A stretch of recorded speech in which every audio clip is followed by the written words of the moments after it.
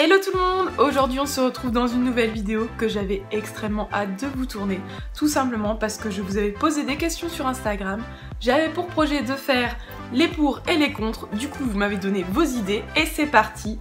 J'ai tout mis dans mon cahier, on est parti!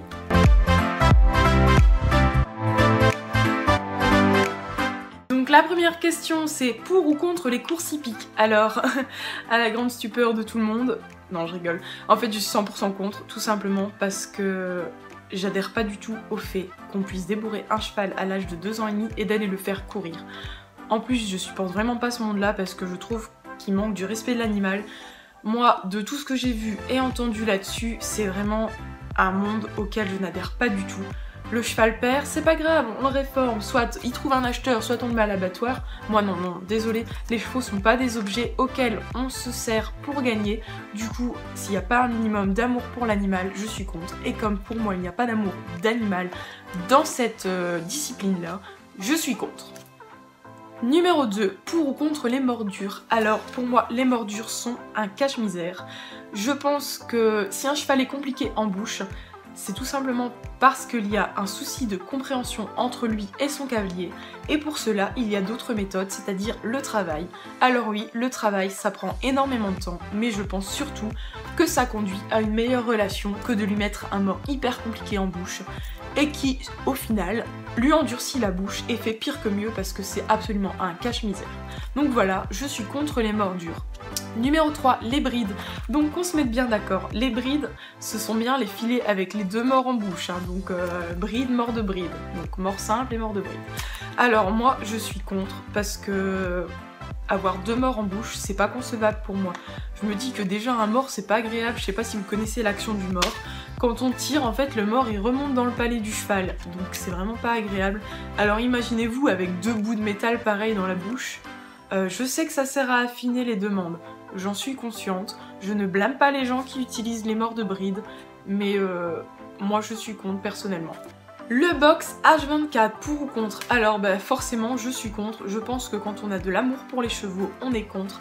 Parce que quand on a de l'amour pour eux, on sait leur mode de vie, et leur mode de vie, c'est vivre dehors la plupart du temps. Donc oui, je rentre Luna l'hiver personnellement, mais voilà, elle ne passe pas sa vie H24, elle est sortie en paddock, au pré, montée, voilà, je m'en occupe. Elle ne vivra pas dans un box enfermé, ce n'est pas la vie d'un cheval, donc 100% contre. Pour ou contre les fers? Alors les fers, pour mon cas, je suis contre parce que Luna a d'excellents pieds, donc je vais pas commencer à aller la ferrer, à risquer des soucis de compression de son sabot avec le fer, parce que oui, le fer, il a des bonnes vertus, on va dire, comme des mauvaises.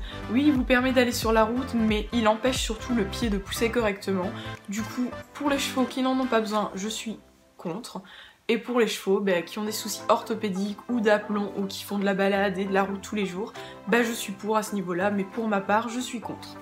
Les protections, alors, c'est un petit débat, je pense, parce que je suis pour et contre à la fois. Pour, j'en utilise, parce que c'est un plus, je trouve, le cheval il peut se blesser et la protection, ça aide à empêcher une éventuelle blessure, mais contre à la fois, parce qu'on a tendance à surprotéger nos compagnons, et peut-être que je suis dans le cas, hein, peut-être, donc je me remets en question à ce niveau-là, mais voilà, pour et contre à la fois, parce qu'il faut absolument éviter cette surprotection, on a peut-être tendance à trop les fragiliser, et du coup, ils se blessent plus facilement, ils font un peu moins attention à leurs jambes, on risque un peu plus la tendinite ou les petits bobos, donc voilà, pour et contre à la fois pour ma part. 7. Pour ou contre les éperons? Alors, pour ma part, encore une fois, je suis contre. Je ne blâme pas les gens qui les utilisent, mais moi, je n'en utilise pas. J'en ai utilisé une fois dans ma vie, parce que je montais le cheval d'un copain, il m'a demandé de mettre des éperons, voilà. J'étais pas très à l'aise, je sais pas spécialement m'en servir parce que j'ai jamais pris cours avec d'éperons. Donc pour ma part, je suis contre. Je sais très bien que ça sert à affiner la demande. Donc les gens qui les utilisent en dressage, oui, à condition d'avoir le niveau et à condition de savoir les utiliser. Parce que moi, j'ai horreur de voir les gens qui en mettent et qui savent absolument pas s'en servir et qui martyrisent les flancs de leur cheval. Ça, c'est vraiment une image qui m'horripile. Et ça, je suis absolument contre. Les gens qui savent s'en servir, pourquoi pas. 8. Pour ou contre les enraînements? Alors les enraînements, pour ma part, je suis contre. Je crois que j'ai répondu contre à tout en fait. Je suis contre tout simplement parce que c'est un cache-misère. Je pense que si un cheval ne se muscle pas bien, c'est entièrement de notre faute. Oui, ça peut aider le cheval à apprendre le bon chemin, mais c'est surtout un cache-misère parce que je pense que c'est à nous de nous remettre en question. C'est notre faute si le cheval ne trouve pas la bonne façon de travailler son dos ou que sais-je.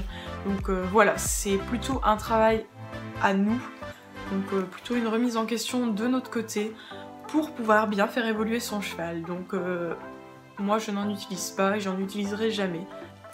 9. Pour ou contre la retraite des chevaux? Alors là, je suis 100% pour. Je pense que quand on a l'amour des animaux, ben on ne peut être que pour parce que c'est pour leur bien-être.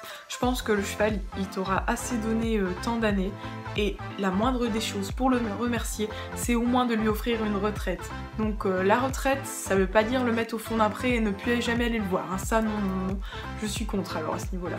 Non, pour moi, la retraite, ça se prépare. Donc au moment où ton cheval, il commencera à montrer des moments de faiblesse, ben, ce sera à toi de te poser les questions, à toi de te renseigner sur un lieu que tu pourras le mettre pour sa fin de vie. Bien sûr, faut pas arrêter les activités comme ça du jour au lendemain parce que là c'est go la déprime. Non, la retraite ça se prépare, mais quand elle est préparée et qu'elle est bien organisée, je suis pour, c'est amplement mérité. Et pour terminer ce débat, des pour et des contre, la 10e question, c'est pour ou contre les centres équestres en ville avec peu de prés. Alors, ben, comme j'ai l'amour des animaux, moi je réponds contre, parce que le cheval n'est pas fait pour vivre dans une ville. Je suis d'accord, il y a des infrastructures et tout ça, mais là on parle de centre équestre sans pré, donc un cheval, c'est pas fait pour vivre dans un box H24. Donc moi, si l'infrastructure ne contient pas des prés, je suis contre. Parce que voilà, le cheval, son élément, c'est la nature, c'est la campagne. Donc je pense que quand on aime les chevaux, on est capable de faire quelques kilomètres pour aller les retrouver dans leur élément naturel. Donc voilà, ce débat est terminé. C'était mes propres avis, donc vous pouvez avoir vos avis, vous pouvez répondre à toutes ces questions dans les commentaires. Je viendrai voir les commentaires, j'irai exposer mon avis, on peut encore en débattre. Je veux pas de clash, je veux que vous ayez un esprit critique. Donc voilà, chacun son avis, on est dans un esprit libre. Et j'espère que cette vidéo vous aura plu, que mes réponses vous auront plu, même si voilà, je suis amplement d'accord que nous n'ayons pas tous la même vision des choses. Voilà, maintenant je vous laisse, je vous fais plein de gros bisous et je vous remercie d'être de plus en plus à me suivre sur les réseaux. Gros bisous! Si la vidéo t'a plu, n'hésite pas à lâcher un petit pouce bleu, commente et surtout, abonne-toi, c'est gratuit.